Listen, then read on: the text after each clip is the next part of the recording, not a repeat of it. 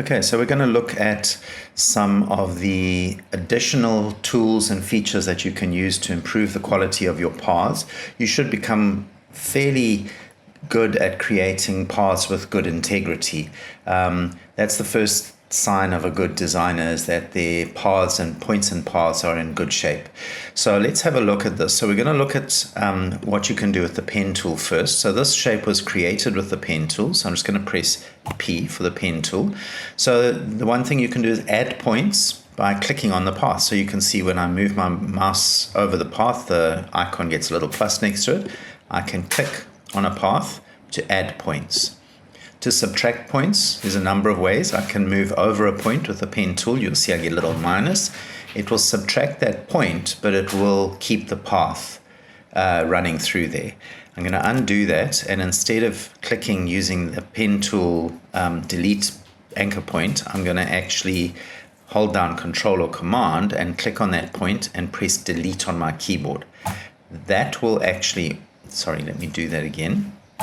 That will actually remove the point and not continue the path. So it will literally break the path. So I'm going to undo that. So that's adding and deleting anchor points.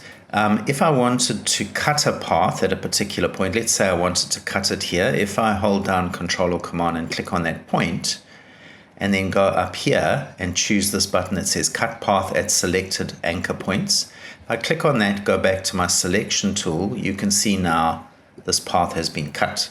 If I wanted to join it back together again, I could select those points and I could click on this button here which says Connect Selected Endpoints. Now, of course, you could use the Join tool for that as well.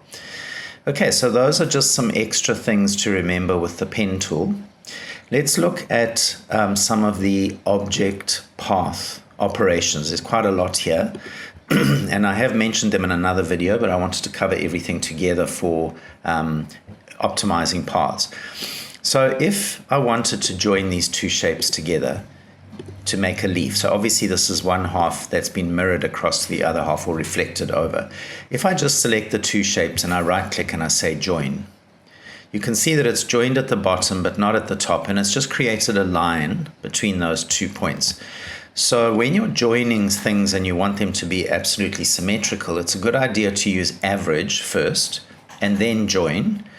If I use the join tool, so you'll see over here there's a join tool, and I just paint over those 2 points, it's going to join them there and there, but it adds extra points. If I go to my direct selection tool, you can see that I've got extra points in here, so I might not want that.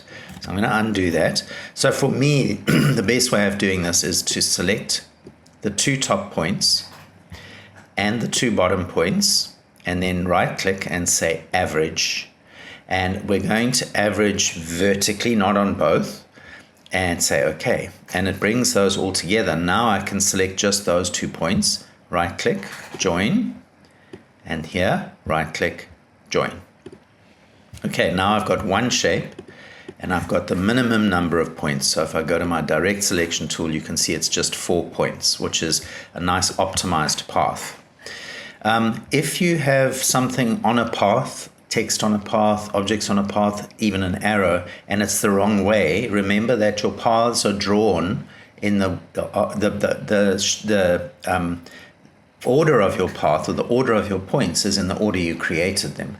So if I created this going from left to right, that is the way the arrow will go.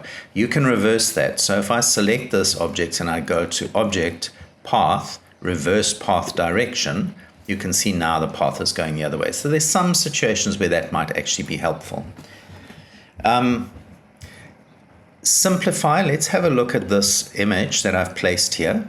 So if I wanted to image trace this, so this isn't a video about image tracing, but I'm just going to do a quick job here. So I'm going to say image trace, and I'm going to go to my options here, and I'm just going to adjust the threshold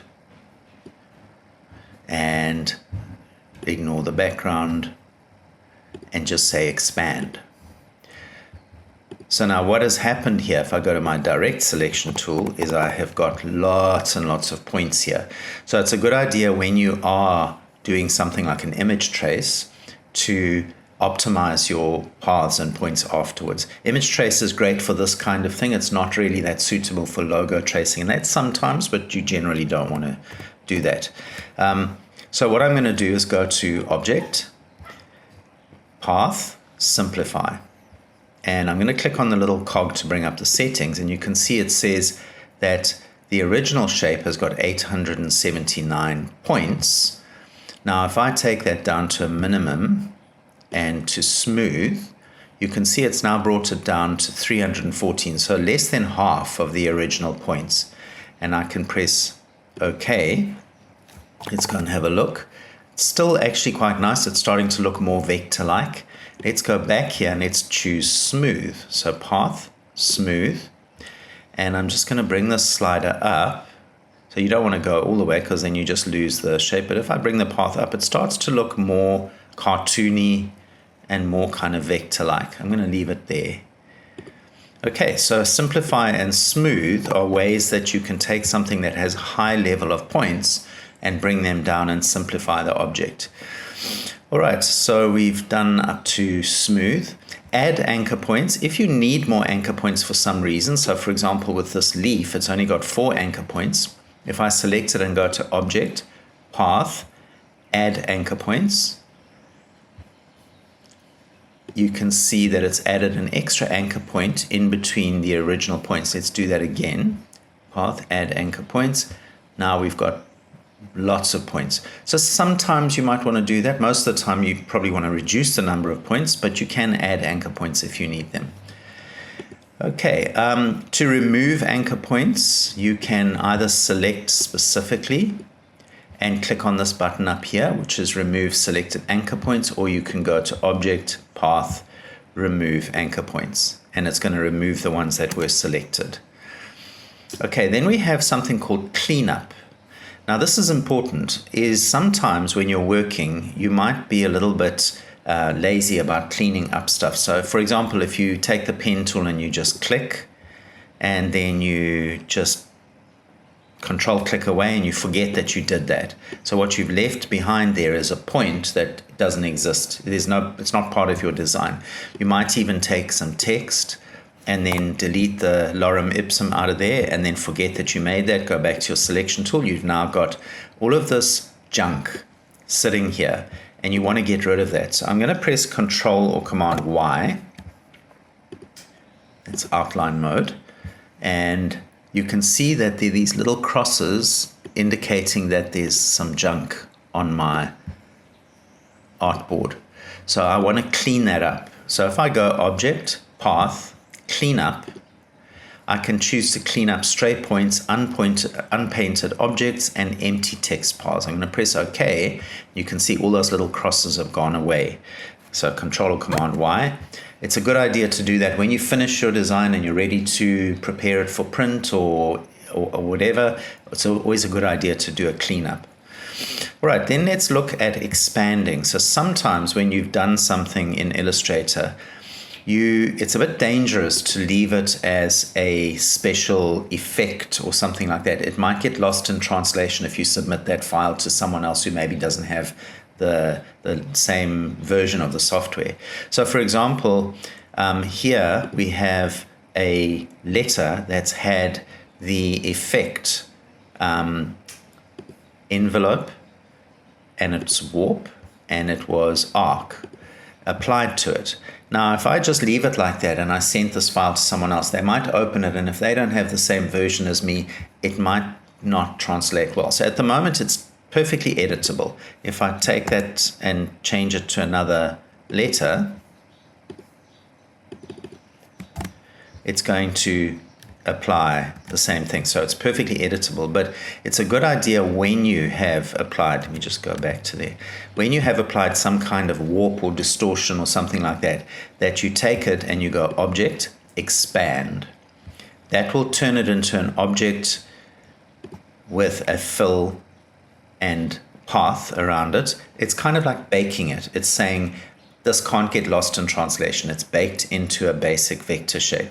It's a good idea to do that, but obviously it's destructive. You can't then go back and change your warp settings or the letter or whatever, you would have to undo or else redo the whole thing. Now here I have a path with a special stroke applied to it, variable width stroke applied to it. When you do this with your artwork, it's a good idea afterwards to go Object, Expand Appearance. In this case, I'm just going to undo it. Because it's a stroke, I'm going to go Object, Path, and Outline Stroke. So if I take this now, you'll see that, let me just take that this is actually a shape. And there's the original path there that I can get rid of. And I now have this shape, which is basically a shape with its own stroke on it, or its own path. So it's been baked into a vector shape once again. And here I have a circle with a drop shadow. So if I wanted to make sure that this is baked down, I could go to Object, Expand Appearance. I'm going to then ungroup it, and you'll see that what it's done is it's expanded it into its shape, its outline, and the drop shadow is actually an image. So that is kind of baking it down so that nothing can get messed up. So just a good idea to get into the habit of doing that. I'm just going to undo. And then finally, sometimes you want to turn your design into an image for whatever purpose. Maybe you're going to export it. Maybe you're going to do other things with it. So here we have a vector design.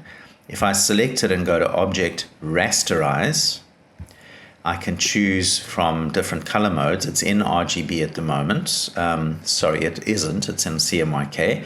I'll leave it at 300 pixels per inch. I want the background to be transparent, and everything else is fine and okay. And so this is now an image instead of vector shapes. So all of these things are things that you can take into consideration when you are designing stuff to give you the best possible end result out of your vector shapes and paths.